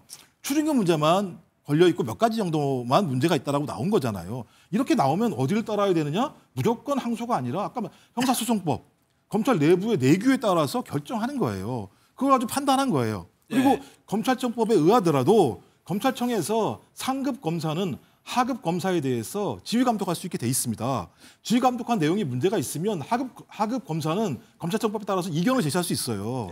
그럼 이런 아주 상식적인 일들이 벌어진 건데 저걸 집단항명으로 나온다고 얘기하는 건 법적인 테두리가 아닌 정치적인 행태로 지금 검찰이 여기에 대해서 항명하는 거다라고 볼 수밖에 없다라는 말씀 드리는 거기 때문에 아니 법을 가장 잘 아시는 검사라는 양반들이 법을 가지고 얘기하지 않고 저렇게 집단적인 정치적 행태를 하고 있는 건 정치적 중립 부분을 위반하고 있다고 저희가 볼 수밖에 없는 것이고 예. 계속 비판하실 거라면 법무부 장관이 어떻게 지시했는지 명확한 증거 내십시오. 검사니까 더 잘하실 거 아니에요. 예. 그러니까 대통령이 뭘 지시했는지 밝히세요. 밝히지도 않고 저것이 무슨 예를 들면 음흉한 뭐가 의도가 있는 것처럼 말씀하시는 건 검찰이 지금까지 해왔던 그러니까 특수부가 매우 지금까지 계속 해왔던 방식의 음흉한 정치적인 수사예요. 저런 태도가. 그러니까 오늘 정성호 장관은 의견을 밝혔다고 했고 이것이 검찰 지휘권 뭐 이런 거 논란이 있는 거 청구됩니다. 왜냐하면 이 법무장관이 수사 지휘할 수 있죠. 서면으로만 할 수 있습니다. 그런데 누구도 지금 서면으로 수사 지휘권이 행사됐다라는 이야기는 하지 않고 있습니다. 만약에 구두로만 이어졌어도 이거는 직권남용과 직무유기로 처벌될 수 있는 거예요. 예. 지준우 의원이 대통령실과 법무장관 교감 없이 불가하다 이 얘기했는데 물론 뭐 보수 정권에서 이랬습니다. 조응천 전 의원이 오늘 아침에 방송에서 무슨 얘기했냐면 조응천 전 의원도 박근혜 정부 민정수석실에 있긴 했지만 모든 일에 대해서 검찰과 법무부 민정수석실에 대해서 이런 중요한 사안에 대해서 논의를 안 할 수 없다는 겁니다. 이거 논의 안 했다고 보는 게 오히려 비합리적이죠. 그러면 어떤 의혹이 있는지 그 근거를 제시하라고 하는데 그럼 국정조사나 특검 같이 하자고 민주당 동조해 주십시오. 제가 생각하기에 특검이든 국정조사든 이거 3일만 하면 당시 목요일, 금요일 이틀 동안에 법무실, 검찰총장 또 서울중앙지검장과 민정수석실 간에 어떤 내용들이 오고 갔었는지 조사하면 금방 나올 내용입니다. 예. 이거 2023년에 있었던 최혜병 사건과 저는 유사한 맥락이 있다고 봅니다. 당시에도 윤석열 전 대통령의 경로를 숨기기 위해서 여러 가지 의혹이 제기됐는데 당시 우리가 집권했었을 때 다양한 쉴드를 쳤죠. 그러나 지금 특검까지 온 사안을 놓고 본다면 저는 같은 맥락으로 진행됐을 것이고 분명히 700으로 시작되는 전화 검찰 어디든 갔을 거라고 생각합니다. 그 반론을 듣고 다음 내용으로 가요.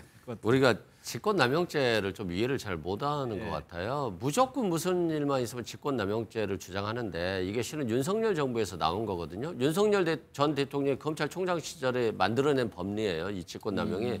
그런데 직권남용이 잘못하면은 지휘부가 뭔가를 지시하면 다 잘못된 직권남용이 돼버린 거예요.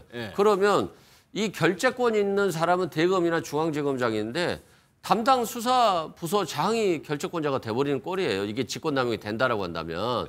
장관 입장에서는 아니 이거 구체적 사건에 대해서 검찰총장에게 지휘할 수 있기 때문에 이 사건은 검찰의 정치적인 문제가 많이 있었던 사건이기 때문에 신중하게 좀 잘 처리해라. 라고 하는 게 직권남용이 된다면 법무장관은 그 자리에 있을 수가 없어요. 무슨 말을 하겠습니까? 그렇기 때문에 이런 것들이 뭐 최혜병 사건과 전혀 다르다 말씀드리고요. 대검이 수사 지휘를 하는 것이고요. 중앙지검장이 그걸 받아들인 거잖아요. 본인이 못 받아들이겠으면 항명하고 그냥 항소했으면 되는 거지 않습니까? 근데 항소하지 않고 조언을 받아들인 이후에 사표를 내는 것도 저는 적절치 않다고 봐요.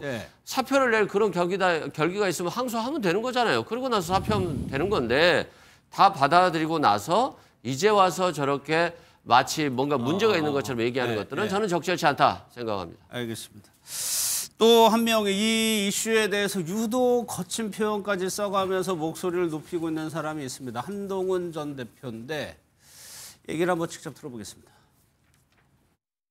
만약 이재명이라는 이름이 없는 이런 사건에서 어떤 검사가 이런 수천억 배임에서 몇백억만 인정되고 뇌물 무죄나고 이런 사건에서 항소 포기하겠다고 했다면 법조에 상식 있는 사람 모두 다 이렇게 얘기할 겁니다. 첫째, 돈 먹었다. 둘째, 이 검사 백 받았다. 대표님? 셋째, 미쳤다.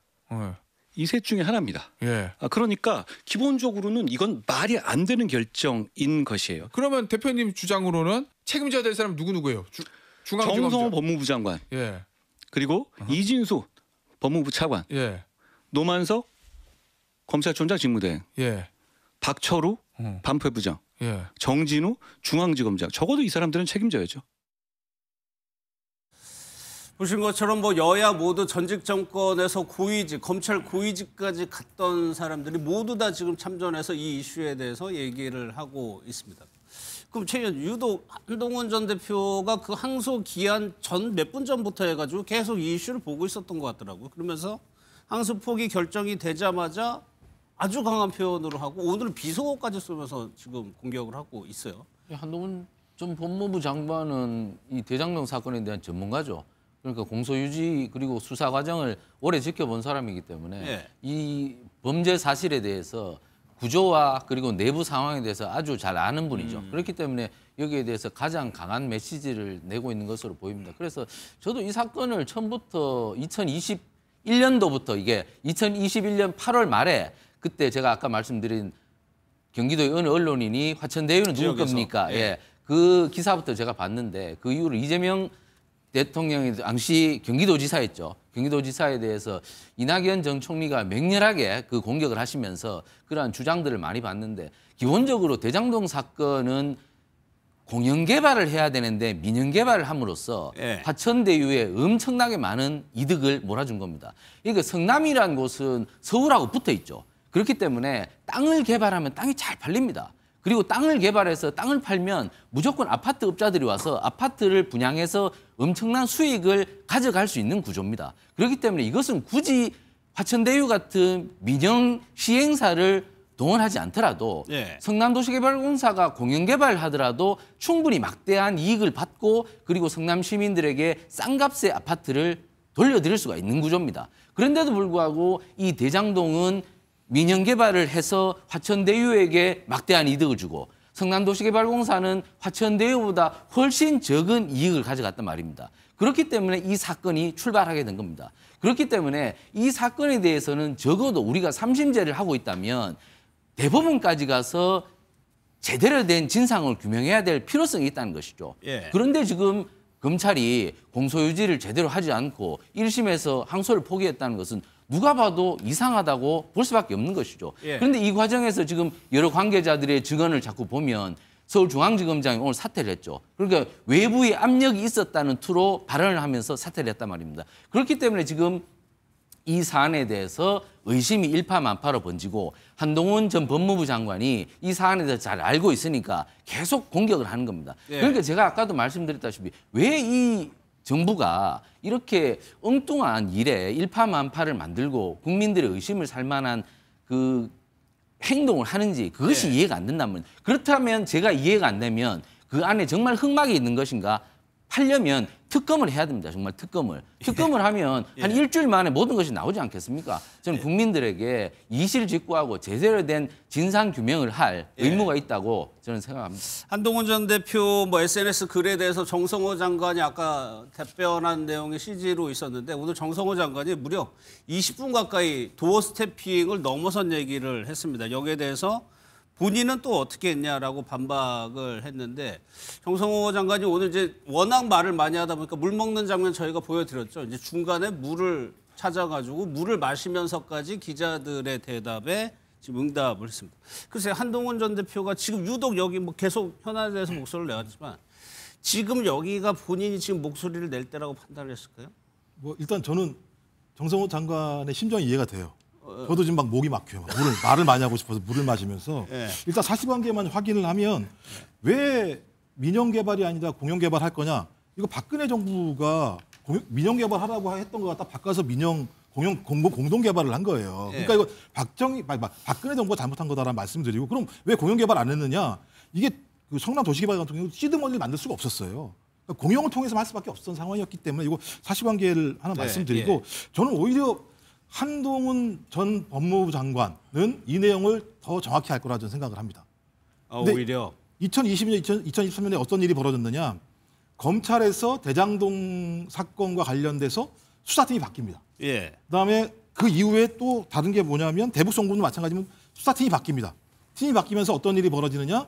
갑자기 유동규 또 그다음에 김성태 이런 사람들의 기존 진술 자체가 번복이 됩니다. 번복이 됐다는 건 뭐냐. 아까 제가 말씀드렸던 배를 뭐 이게 은유적 표현이라고 얘기합니다만 배를 갈라서 장기를 다 끄집어낼 수도 있고 환부만 드러낼 수 있어. 이런 얘기를 하면 네가 말 잘하면 내가 들어줄 수도 있고 네가 말 잘 안 하면 너 큰일 날 수도 있어 라고 하는 협박 같은 거잖아요. 그런 얘기를 듣고 어쩔 수 없이 자기가 진술을 하라는 대로 했다. 누구 말에 따라서 유동규가 한 말에 따라서 이런 얘기를 했었잖아요. 이런 과정에 대해서 계속 말씀하신 것처럼 보고가 안 됐을까요? 법무부 장관한테? 저는 이런 내용들을 알고 있다고 한다면 이 사건과 관련해서 1심 재판 이후에 또 다른 사건의 재판이 벌어지지 않겠습니까? 저는 그 사건과 관련해서 소위 검찰의 부당한 수사 외압, 강압, 독직 뭐 이런 것들이 벌어지는 것이 드러나게 된다면 그 당시 누가 여기에 대한 총괄적 책임을 졌습니까? 법무부 장관이 지지 않았겠습니까? 전 그런 측면에서 자기가 알고 있는 사실을 덮기 위한 정치적 프레임을 지금 하는 것이 아닌가. 저는 지금 알겠습니다. 한동훈 전 대표가 하는 행태가 전 그래서 말씀하신 것처럼 김병기 원내대표도 하자 그랬어요. 국정조사 다 하시자고요. 그러니까 누가 옳은지 밝히면 되는 거잖아요. 말씀하신 국정조사도 하고 뭐 특검이라고 하는 건 국민의힘이 계속 특검은 맨 마지막에 하는 거야 이렇게 말씀하셨지만 하자고 좀. 그래서 밝히자. 진짜 누가 사실인지 좀 알았으면 좋겠다. 국민들이 그런 거 아니겠습니까? 그래서 이번 참에 진짜 검찰이 잘못한 거야. 아니면 법원의 판결이 잘못된 거야. 이걸 좀 전 명확하게 확인했으면 좋겠습니다. 하나만 짧게 짚고 넘어갈게요. 앞서 언급이 되긴 했지만 그 7천억이요. 검찰은 범죄 수익이라고 표현을 했죠. 이 7천억 진짜 사라지는 건지 영상 보고 한 분씩만 좀 의견을 듣도록 할 텐데 정성호 장관은 민사로도 될 수 있다라고 얘기를 하고 있습니다. 그 얘기 한번 들어보겠습니다. 저는 뭐 7천억 몰수 추징 문제에 관련해서도 전혀 좀 사실대로 보도를 했으면 좋겠어요.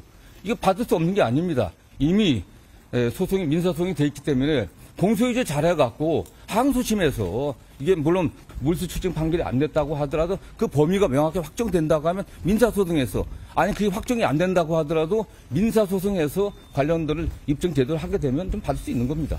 보시죠. 문제 관련.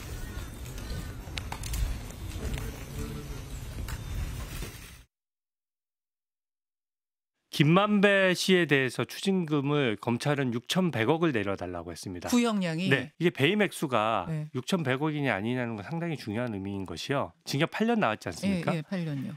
현재 피해액을 가지고 환산을 해봤어요. 수감하는 하루당 얻는 이익이 2억입니다. 그러니까 제가 2억짜리 세계 신기록급의 고액 알바라는 표현까지 썼는데 하루에 수감하면 하루당 2억씩 버는 택이거든요. 그러니까 검찰 추징액이랑 1심 판결 차이가 김만배 씨는 한 5,600억 정도 난다는 거고 남욱 변호사는 뭐 1,000억 정도 난다는 겁니다. 이거를 찾을 수 있느냐 없느냐고 지금 의견이 갈려요. 일단은 이승훈 부위원장께서 지금 민사로도 가능하다고 법무부 장관은 얘기하고 있거든요. 실제 지금 민사소송 진행 중입니다. 실제 민사소송을 제기했고요.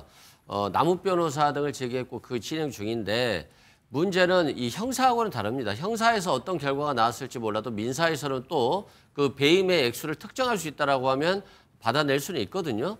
다만 이게 쉽지는 않은 게 예를 들어서 뇌물을 한 5억을 줘서 이 사업권을 땄는데 그 공사업자들이 열심히 해서 수익을 많이 냈어요. 그럼 이 뇌물은 몰수하고 추징할 수 있지만 수익금 전체를 다 몰수할 수 있느냐. 이건 또 다른 문제거든요. 그리고 자꾸 마치 항소만 했으면 이 7천억을 환수할 수 있었는데 항소하지 못해서 못 받았다. 뭐 당연한 것처럼 얘기해요. 그럼 1심 판사들은 바보가 아닌 거잖아요. 1심 판사들도 당연히 유죄 판결을 쓰고 싶었겠죠. 이 잘못된 부분에 대해서. 그런데 이 계약을 체결했을 당시에는 배임 액수가 특정이 되질 않아요. 그럼 특경가법을 적용할 수 없기 때문에 이건 대법원의 확고한 판례이기 때문에 어려운 겁니다. 그럼에도 불구하고 검찰이 마치 특경가법 한번 해보자. 되면 좋고 안 되면 말고 했다가 형법상 업무상 배임만 인정이 됐을 때 이걸 항소한다라고 해서 변경되지 않는다라고 한다면 전혀 의미 없는 얘기거든요. 또한 지금 유동규 씨 뭐 많은 형이 나왔다라고 합니다. 근데 유동규 씨가 이재명 후보에 대해서 계속적으로 공격을 하면서 대통령에서 선거에서 낙선시키려고 했잖아요. 그리고 정영학 씨 이거 이 대장동 문제 제기를 해서 굉장히 이재명 후보를 어렵게 만들었던 사람이거든요. 그런데 이 사람을 위해서 굳이 항소를 하지 않을 이유가 있을까요? 알겠습니다. 이게 무슨 이재명 대통령하고 관련이 있겠습니까? 그런 측면에서 좀 우리가 냉정하게 바라볼 필요는 있고 다만 검찰총장 대행이 됐든 법무부 장관이 됐든 이 일에 대해서 일파만파 커졌으니까 명확한 설명은 해주는 게 맞다라고 생각합니다. 짧게만 설명드리자면 형사소송을 통해서 이렇게 그 추징할 수 없는 사안에 대해서 민사소송을 한다고 했었을 때 받을 수 있을까? 형사소송과 민사소송이 갖고 있는 법적 그 책임이 다르다고 생각하기 때문에 형사소송을 통해서 이걸 다퉜어야 하는 겁니다. 다툴 수 있는 권리가 분명히 있음에도 불구하고 포기한 것은 잘못됐다는 것이고요. 극단적인 경우에 민사소송으로 진행된다. 김만배 씨가 갖고 있었던 돈 다 쓰면 어떡할 겁니까? 그러면 그 사람 나중에 추징할 수 있습니까? 저는 그런 문제까지 고려했을 때 왜 항소를 포기했느냐, 이 근본적인 질문에 대해서 법무부와 검찰이 답을 해야 된다고 생각합니다. 알겠습니다. 저기 추징 보전은 2천억이 돼 있어요 일단. 2천억은 추징 보전이 돼 있으니까 거기에 대해서는 저희가 예를 들면 민사소송에서 승리하면 성남시 가져올 수 있는 돈이다 이런 말씀드립니다. 알겠습니다. 이 이슈는 뭐 계속 진행이 될 것 같아서 일단 오늘 상황은 여기서 마무리하고요. 특검 관련 소식으로 넘어갈 텐데 오늘 내란 특검에서 윤석열 전 대통령을 일반 이적죄 혐의로 기소를 했습니다. 그 영상부터 보겠습니다. 여인영의 핸드폰에서 메모를 발견하였습니다. 24년 10월 18일 단기간에 효과를 볼 수 있는 천재이루의 기후를 찾아서 공략해야 합니다. 불안정 상황을 만들거나 또는 만들어진 기회를 잡아야 합니다. 체면이 손상되어 반드시 대응할 수밖에 없는 타겟팅. 평양 원산 외국인 관광지 김정은 휴게소 10월 23일 목적과 최종 상태 미니멈 안보 유기 풍선 드론 국지 포격 적의 전략적 무력 실시 이를 군사적 명분화할 수 있을까? 수사 과정에서 증거를 통해 설마가 사실로 확인되는 과정은 수사에 참여하는 사람들 모두에게 실망을 넘어 참담함을 느끼게 하였습니다. 박재영 특검부가 설명한 게 여인영 전 사령관의 메모를 보고 이렇게 짚어가면서 설명을 한 겁니다. 그러니까 이수근 편집 특검의 얘기는 그런 북한의 불안정한 시설 상황 같은 거, 김정은 휴양소 같은 거 공격을 하게 되면 이게 안보상으로 위험이 고치될 수 있다. 이것을 계엄의 명분으로 삼았다. 이런 주장입니까? 그렇죠. 여인영 방첩사령관의 핸드폰 등에 이런 것들이 다 저장이 돼 있었다는 거예요. 김정은의 휴양소를 공격한다. 그러면 북한이 어떻게 나오겠습니까? 다시 포탄을 던질 거 아닙니까? 것이다. 그러면 이거 전쟁 상황이 발생하는 거죠. 국지전으로 갈 수도 있고 전면전으로 갈 수도 있습니다. 그러면 이게 계엄이 요건이 되는 거잖아요.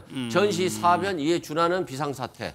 그러면 이제 계엄을 선포한 다음에 국회의원들을 정치활동하면 체포하는 겁니다. 그래서 이재명 대표도 체포하고 국회의장도 체포하고 뭐 이렇게 체포해서 결국에는 이 계엄 상황을 이용해서 이런 야당을 탄압하려고 했다는 것들이 명확히 확인되는 것이고 심지어 대한민국 대통령이라는 분이 그리고 국방부 장관이라는 사람이 방첩사령관이라는 사람이 평양에 포탄 던져놓고 전쟁을 일으켜서 이런 계엄을 유발해서 국내를 통치한다? 독재자가 되겠다는 것이잖아요. 그래서 심각한 상황이고 얼마나 특검이 참담하다고 했겠습니까? 정말 설마 이래서는 안 되는데 이런 상황이 아니었으면 좋겠는데 라고 수사를 했는데 이런 상황이 밝혀졌기 때문에 정말 참담하다 이런 말을 했고 이런 역사가 다시 되풀이돼서는 안 되겠습니다. 일반 이적죄라는 게 참 뭐 들어는 봤지만 이렇게 보도가 되는 건 거의 처음이에요. 전직 대통령에 대해서도 이적죄가 적용된 건 처음이거든요.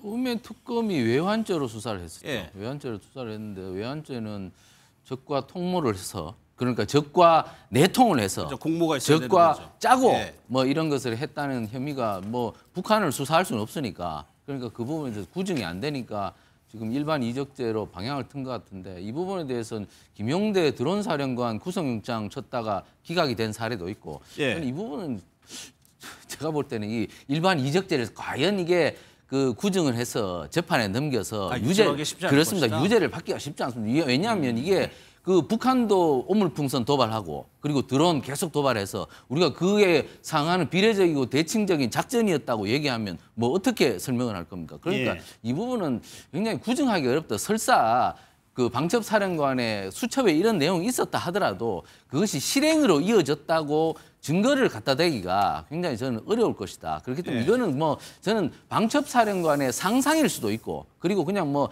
그 자기가 낙선을 한 걸 수도 있고 뭐 이런 여러 가지 변수가 있기 때문에 이 부분을 대통령을 일반 이적죄로 혐의를 적용해서 재판에 넘겨서 이게 과연 유죄가 나올 수 있겠는가 저는 좀 의심스러운데 만약에 이것이 설사 그 대통령이 이렇게 했다면 굉장히 그 지탄받아야 할 일이죠. 하지만 저는 이 부분에 대해서는 대통령도 그 북한의 오물풍선이나 드론 공격에 대한 대응 차원이지 이것을 계엄에 이용했다고는 저는 보기 어렵다. 왜냐하면 그 계엄 12.3 비상계엄 직전에는 사실 드론을 많이 띄우지 않았거든요. 그런 것들을 본다면 이 혐의를 적용하는 것은 조금 과한 것이 아닌가. 저는 이 부분에 대해서는 재판부가 좀 잘 살펴봐야 된다. 이렇게 조언을 좀 드리고 싶습니다.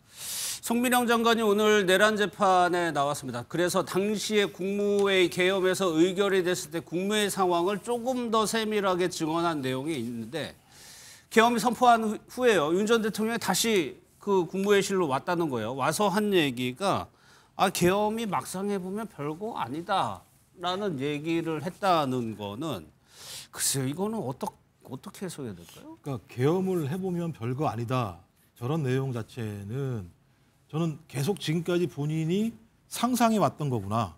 그러니까 갑작스럽게 한 게 아니구나.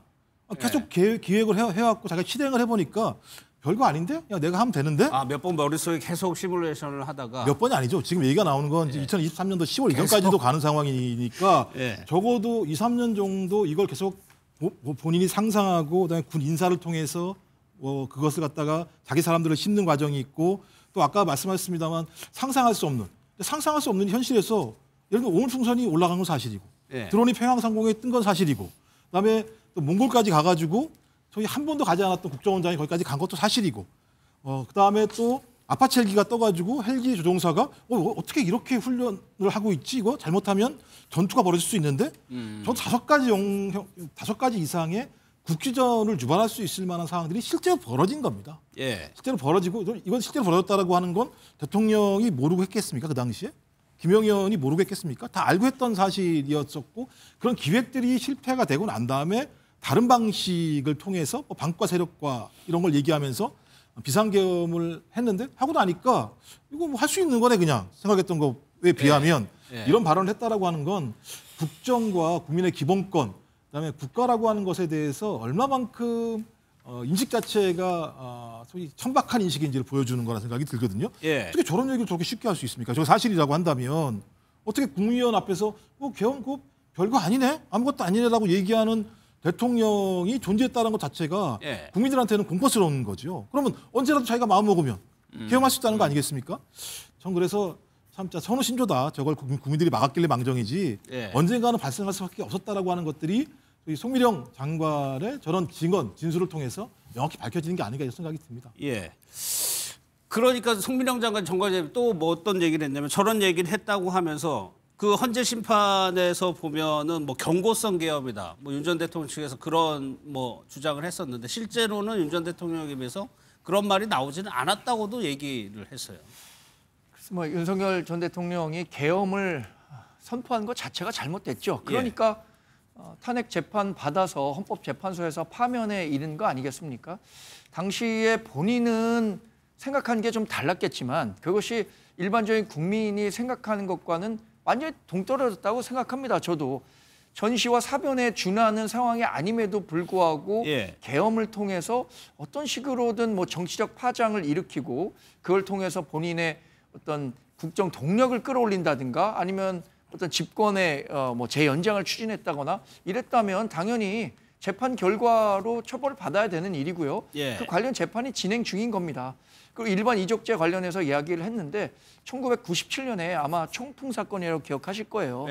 이때 뭐 외환죄나 일반 이적죄, 여적죄 다 논의가 됐습니다만 결국에 처벌받은 것은 아마 통신회합죄 정도 됐을 겁니다. 적국과의 통신회합죄. 그래서 일반 이적죄가 군 통수권자로서 갖고 있었던 그 권한을 어디까지 인정할 건가 이 부분을 따지게 된다면 저도 뭐 최경철 의원님 말씀하신 것처럼 이게 뭐 정치적으로 기소할 수 있다고 생각합니다. 그러면 그 재판을 통해서 특검이 이걸 유죄를 입증해야 될 텐데 그 유죄 입증할 수 있는지 그건 전 의문입니다. 한번 잘 하실 수 있을지 모르겠습니다. 알겠습니다. 또 하나요. 주말 사이에 나온 뉴스 중에 윤 전 대통령 영치금, 구치소에 있으니까 영치금이 무려 6억 원이 넘었다라는 보도가 있었죠. 과거에 전환기 씨도 본인이 영치금 보내려고 했는데 못 보냈다 이런 얘기 한 적이 있습니다. 그 얘기 보고 이 내용도 한번 짚어보도록 하겠습니다. 저도 아까 10만 원 이렇게 입금하려고 하니까 하루에 그 한도가 있다고 하는 것 같아요. 하루에 그 300만 원인가 400만 원인가 이렇게 한도를 넘으면 그 이상 입금이 안 되는가 봐요. 그래서 모은 윤 전 대통령의 영치금이 6억 5,725만 원이다. 그런데 문제가 좀 있어 보여요. 이게 거의 개인의 기부금 뭐 통로로 되는 거. 이게 무조건 다 쓸 수 있는 거죠. 윤 전 대통령. 그렇죠. 다 쓸 수 있는 거죠. 하루에 들어올 수 있는 양이 제한되어 있기 때문에 네. 돈이 들어오면 바로바로 그때그때 빼나갑니다. 그러면 또다시 영치금이 들어오고 또 들어오는 것이거든요.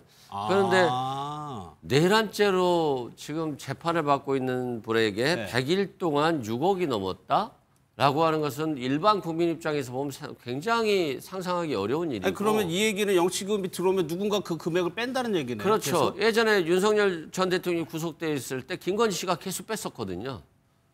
그렇기 때문에 이건 뭐 범죄를 저지르고 감옥에 있는 건지 아니면 돈 벌러 감옥에 간 건지 헤아리기 어려울 정도의 문제이고, 저는 또 웃긴 게 김건희 씨 같은 경우는 부의 제로였잖아요. 윤석열 전 대통령 위에 있다라고 했습니다만 김건희 씨는 약 2,250만 원 정도의 기부금이 들어왔더라고요. 네. 영치금이. 근데 윤석열 전 대통령 6억 5,700만 원이에요. 그래서 역시 김건희 씨는 국민들이 많이 싫어하구나라는 생각도 들고요. 그리고 이게 정말 또 유튜버들, 전환기 씨 같은 유튜버들이 범죄 혐의로 구속돼 있는 대통령에게 영치금 보내라고 부추기는 행동들. 네. 이것도 정말 밉상이거든요. 사회가 좀 정상적인 사회로 좀 돌아가는 것이 맞지 않나 싶습니다. 그러면 저 금액이 돈이 영치금으로 받으신 돈이 제한도 없고 무제한인 거고 저 돈을 빼서 어디에 쓰더라도 상관이 없는 건가요? 그렇죠. 개인적으로 주는 돈이기 때문에 저 돈으로 개인 변호사를 쓴다거나 개인적으로 뭐 가족들의 생활비로 쓴다거나 예. 모든 것이 가능한 상황이어서 사실상 뭐 이런 경우가 있을까라고 하는 제한 규정을 두지 않았는데 지금 이 문제 때문에 제한하는 규정을 둬야 되는 거 아니야? 사회 상규에 너무 반하는 거 아니야? 어떻게 범죄자들이 저렇게 교도소에서 돈을 많이 벌지? 이런 생각이 들어서 예. 사회적인 제약을 좀 둬야 된다라고 하는 생각이 듭니다. 대통령 연봉의 2.5배라고 하고 국회의원들이 1년에 그러니까 선거가 없는 그 평년 같은데 1년에 받을 수 있는 후원금이 1억 5천 정도라고 합니다. 최 의원께서는 이 내용 어떻게 보세요? 아니, 제가 들어보니까 이 재소자들이 이게 상당히 생활용품 같은 게 구매하기가 어렵기 때문에 네. 그걸 뭐 그 영치금으로 해결한다고 그래요. 그러니까 제가 듣기로는 재소자들에게 최소한만 주고 나머지는 다 사게 하더라고요. 그러니까 이 영치금이 필요는 하더라고요. 근데 이게 400만 원인가 아마 제한이 있을 거예요. 그래서 400만 원이 제한이 있는데 근데 이게 400만 원을 들어오면 다 빼버리면 출금을 해버리면 또 비니까 또 400만 원 채워 넣을 수 있지 않습니까? 그러니까 사실상 무제한인데 이게 대통령은 사실 특수 케이스죠. 대통령이 지금 그 국민들이 대통령을 생각하면서 저렇게 영치금 넣는다는 것은 대통령이 비록 그 개헌법을 위반하고 그리고 여러 가지 그 국민의 신임을 저버린 것도 있지만 그러나 윤석열 대통령이 지금 수감 생활을 하는 것은 헌법재판소가 판시한 것처럼 대통령이 야당과의 투쟁 과정에서 야당의 국정 그 파탄 행위, 그러니까 대통령이 인식했던 그러니까 여러 가지 입법 폭주라든가 예산 삭감이라든가 그 부분에 대해서 맞서 싸우는 과정에서 대통령이 저렇게 행동할 수밖에 없었던 여러 가지 상황들을 국민들께서 이해하면서 아 대통령이 이렇게 싸운 점도 있구나 이렇게 해서 거기에 대해서 정치적 후원을 하면서 6억을 모아준 거라고 저는 생각합니다. 이게 다른 재소자는 이런 경우가 있을 수 없겠죠. 그러나 대통령이 그러한 과정에서 계엄이라는 무리수를 뒀는데 그것은 지탄받고 책망받아야 할 일이지만 대통령이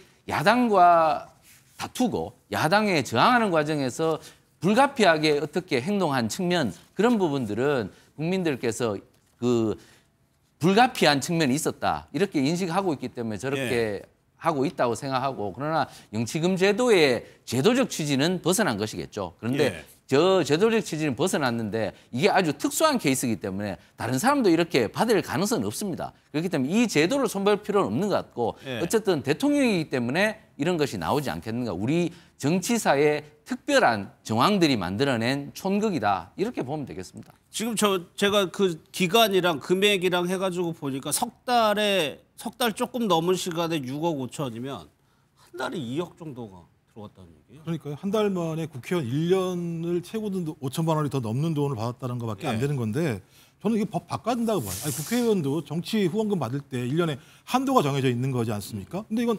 무제한이잖아요. 그리고 이 범죄 행위가 내란 우두머리 범죄 아닙니까? 예. 뭐 무죄추정의 원칙이라고 하더라도 만약에 최종적으로 내란 우두머리 범죄가 유죄로 확정되면 국민들이 내란 우두머리에게 계속 지금 돈을 주게 되는 형태가 벌어지는 거잖아요. 이게 얼마나 우리 정치에 아주 나쁜 선례로 남을 수밖에 없기 때문에 법을 바꾼다는 생각이 들고 사례가 있어요. 송영길 전 당대표 같은 경우는요. 예. 부인이 400만 원 딱 집어넣고 안 뺐어요, 돈을.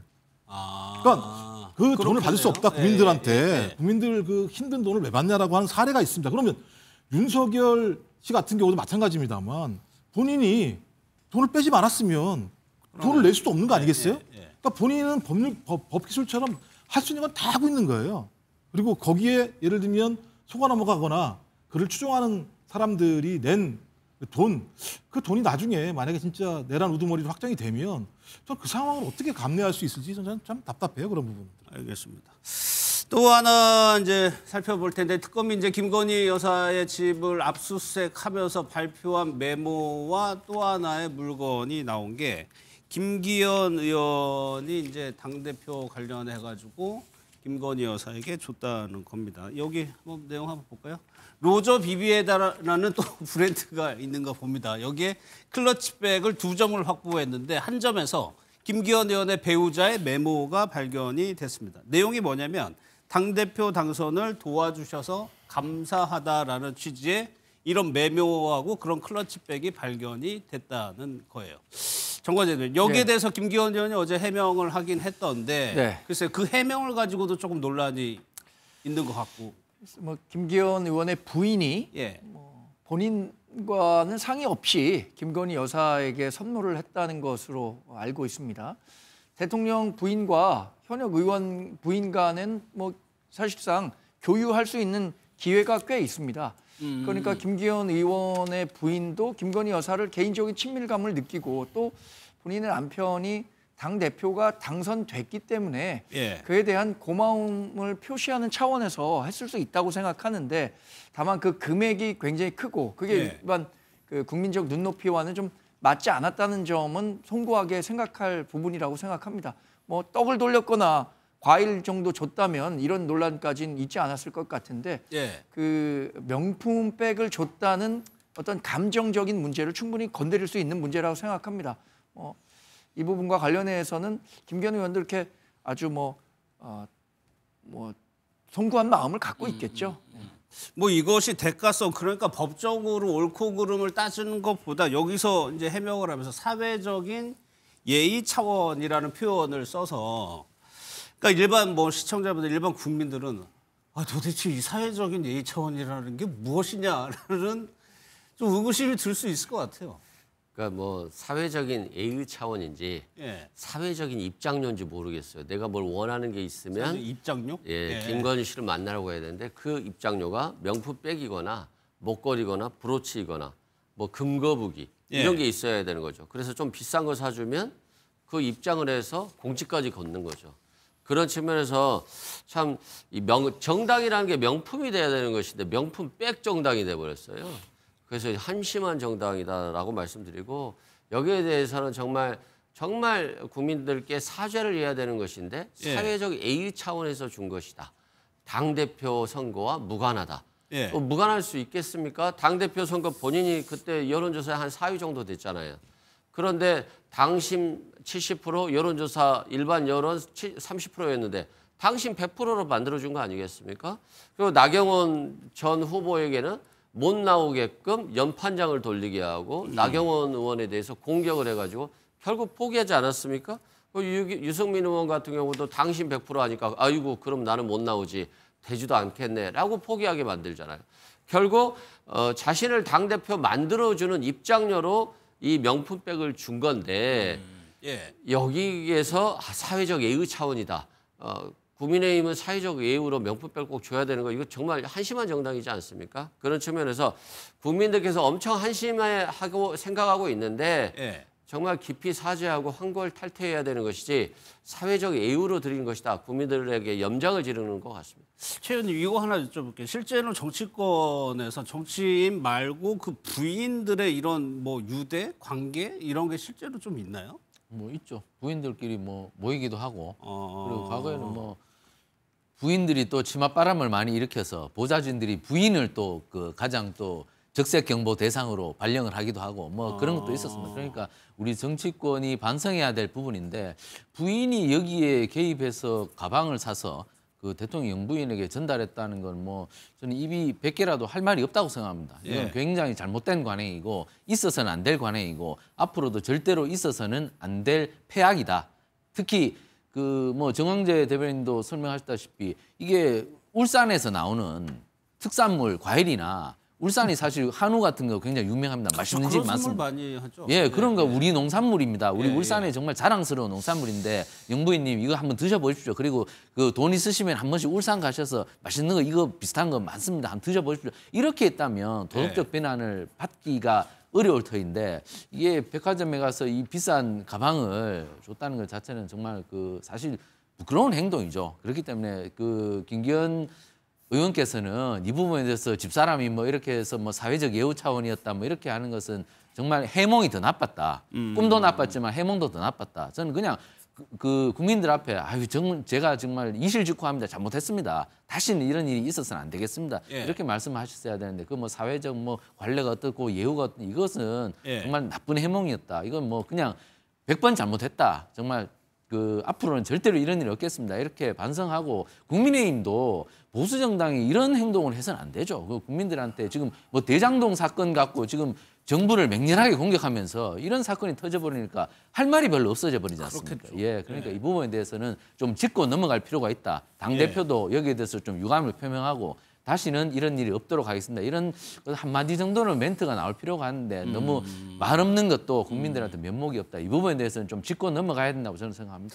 이 대목에서 그 로저 비비에라는 브랜드를 저도 뭐 요즘에 명품 공부를 좀 많이 하게 되는데 이게 처음 들어보는데 이 김 여사 관련해서 착장이라는 걸 과거에 한번 보면은 저 때 보면은 G20 환영 만찬에 들었던 저 클러치백도 그 브랜드라고 하고요. 그러니까 신년 인사회 때도 저 브랜드를, 그러니까 2022년, 23년부터 이런 브랜드를 좋아했다는, 많이 들었다는 얘기입니다. 그리고 특검에 출석했을 때 구두도 저 같은 브랜드라는 거예요. 그러면 이 얘기는 뭐 디올도 그렇고 김 여사의 취향을 알고 선물을 했다는 거잖아요. 그러겠죠. 저런 뇌물을 줄 때에는 그냥 턱하고 좋겠습니까? 뭘 좋아하는지 알아봤을 거고 아마 주변에서 그런 부분들을 아는 사람들이 중간 거간을 했을 가능성들도 꽤 있다라는 생각이 들고요. 근데 이제 제일 큰 문제는 얼마나 받았을까예요. 맨 처음엔 하나인 줄 알았더니 줄줄이 계속 받았다는 게 나오는 거 아니겠습니까? 그렇죠. 그러니까 예를 들면 뭐 백에서 옷에서 목걸이에서 지금 클러치백에다가 또 이제 이배용 씨 같은 경우는 근거무기도 줬다는 얘기를 하는 상황이니까 그럼 이걸 그냥 받았을까? 자, 이게 진짜 어찌 보면 그러면 사회적 예의인가? 그러면 그 사회적 예의라고 하는 것이 뇌물성이라고 저희가 볼 수밖에 없는 측면인데 저는 이 클러치백보다 더 문제가 되는 게 뭐냐면요. 그 메모예요. 메모. 김기현 의원의 당대표 당선을 도와주셔서 감사합니다. 뭘 도와줬을까? 아니, 대통령 부인이 당대표 선거에서 도와줄 수 있는 게 뭐가 있습니까? 도와줄 수 있는 게 아무것도 없는데 만약에 김건희 씨가 이런 어떤 메모를 받았다면 본인이 황당했을 거 아니에요. 나는 도와준 게 아무것도 없는데 왜 나한테 이런 걸 썼을까?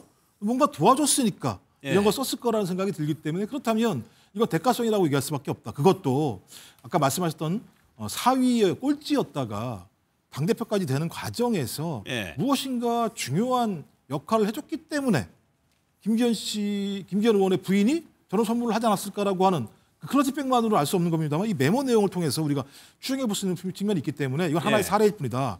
만약에 뭐 어떤 자리이든 아니면 어떤 그 공천이든 이런 과정에서 김건희 씨가 끊임없이 이런 것들을 해주는 대가로서 이런 것들을 받았다고 얘기한다면 또 하나 유경옥 전 행정관이 그 컨테이너 박스 옛날 관저에서 나왔을 때 2개가 있었다고 그랬는데 하나를 가져갔다 그랬거든요.